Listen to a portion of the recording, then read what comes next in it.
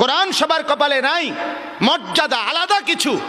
মেরে মোহতারাম, আমার বাপ, আমার ভাই, আমার বন্ধু, যদি আলাদা কিছু বলতে চাও, যে আলাদা কিছু তোমার কাছে আছে, সেটা সোফা বললে হবে না, খাট বললে হবে না, টাইলস বললে হবে না, অ্যাটাচড বাথরুম বললে হবে না, ফার্নিচার বললে হবে না, সেটা বলতে হবে গোলামি, সেজদা, বন্দিগি, আল্লাহর কোরআন, রব্বুল আলামিনের সাথে সম্পর্ক। এটা আলাদা, এটা বেঈমানের কাছে নাই, এটা মুশরিকের কাছে নাই, এটা কাফেরের কাছে নাই, এটা নাস্তিকের কাছে নাই, এটা মুরতাদের কাছে নাই, এটা নাফরমানের কাছে নাই। মানে দুনিয়া এটা সবার কাছে আছে, আছে কিনা বলেন না কেন? হ্যাঁ, দুনিয়া আমরা যা ভোগ করি, চতুষ্পদ জন্তু জানোয়ার তার চাইতে বেশি ভোগ করে।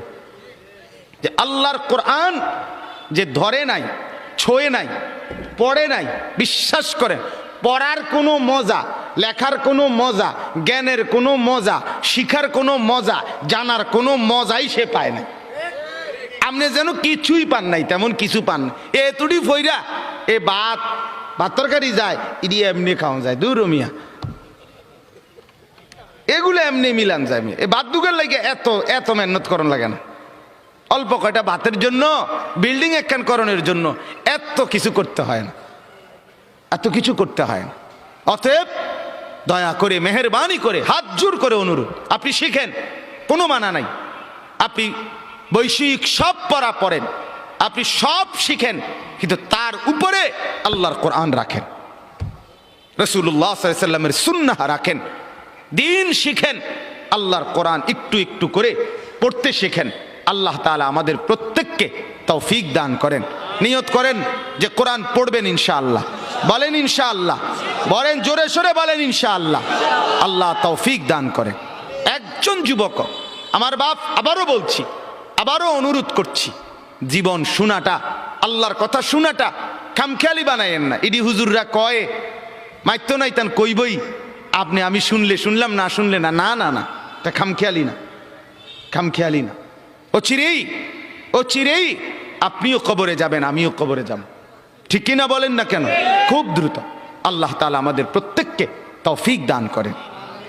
চলেন বাপ, আমি আপনাদের সামনে পবিত্র কোরআনুল কারীমের 25 নম্বর পারা, কোরআনুল কারীমের 45 নম্বর সূরা, সূরাটার নাম সূরা জাসিয়া।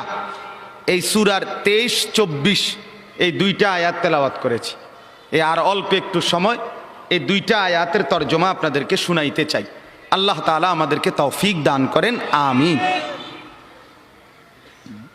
আল্লাহ তাআলা বলতেছেন, একটু মনোযোগ দিবেন, আফারাআইতা মান ইত্তাখাযা ইলাহাহু হাওয়াহু। এই হলো আয়াতের প্রথম কথা। আফারাআইতা মান ইত্তাখাযা ইলাহাহু হাওয়াহু। আমাদের প্রিয় নবী সাল্লাল্লাহু আলাইহি ওয়াসাল্লাম, ওনাকে লক্ষ্য করে আল্লাহ তাআলা সম্বোধন করে বলতেছেন, একটা লোককে দেখাইয়া, ধরে নিলাম আর কি এখানে একজন লোক, আল্লাহ তাআলা নবীকে বললেন, বন্ধু দেখেন তো এই লোকটার দিকে একটু। আফারাআইতা, আপনি কি তাকে দেখলেন? এমনি একজন লোক কল্পনা করতেছি আর কি, যে একটা লোককে দেখাইয়া আল্লাহ তাআলা নবীকে বলতেছেন, বন্ধু শান্ত একটু তার দিকে দেখেন তো। তো নবীজি যেন তাকাইলেন, তো কি হইছে? তো আল্লাহ তাআলা বলেন, শুনেন, দেখেন তাকে, মানিত্তাখাযা ইলাহাহু হাওয়াহু। এটা না ওই লোক যে তার মনের চাহিদাকে, তার খেয়াল খুশি, তার নিজস্ব অভিরুচি, তার নিজস্ব মনের আকাঙ্ক্ষা, বাসনা, কামনা, এটাকেই সে তার খোদা বানায় ফেলছে। আফারাআইতা মানিত্তাখাযা ইলাহাহু হাওয়াহু। দেখেন আপনি বন্ধু, দেখেন তার মাথার চুল থেকে পায়ের নখ পর্যন্ত দেখেন।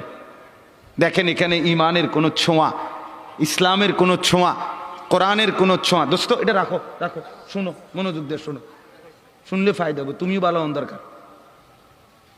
জি, তো এই আল্লাহ তাআলা বলে, বন্ধু দেখেন তাকে, আপনি দেখেন তার মাথার চুল থেকে পায়ের নখ, তার পুরাটা শরীরের মধ্যে ঈমান, ইসলাম, আখিরাত, পরকাল, কোরআন, সুন্নাহ, আমার বিধান, আমার দ্বীন, আমার শরীয়তের কোনো চিহ্ন আসেনি। দেখেন তার হাঁটাটা, দেখেন তার চলাটা, দেখেন তার লেনদেনটা দেখেন, সারাদিনে যে কামাই করে কি করে চান, তার ঘরটা একটু গিয়ে দেখেন, তার ঘরে কি চলে, তার বিবির দিকে একটু দেখেন, তার ছেলেটার দিকে একটু দেখেন, তার মেয়েটার দিকে দেখেন, তার সারাদিনের চলাফেরা দেখেন, দেখেন ইসলাম কোথায়, আমার বিধান আছে কিনা, আখেরাতের কোনো ফিকির আছে কিনা।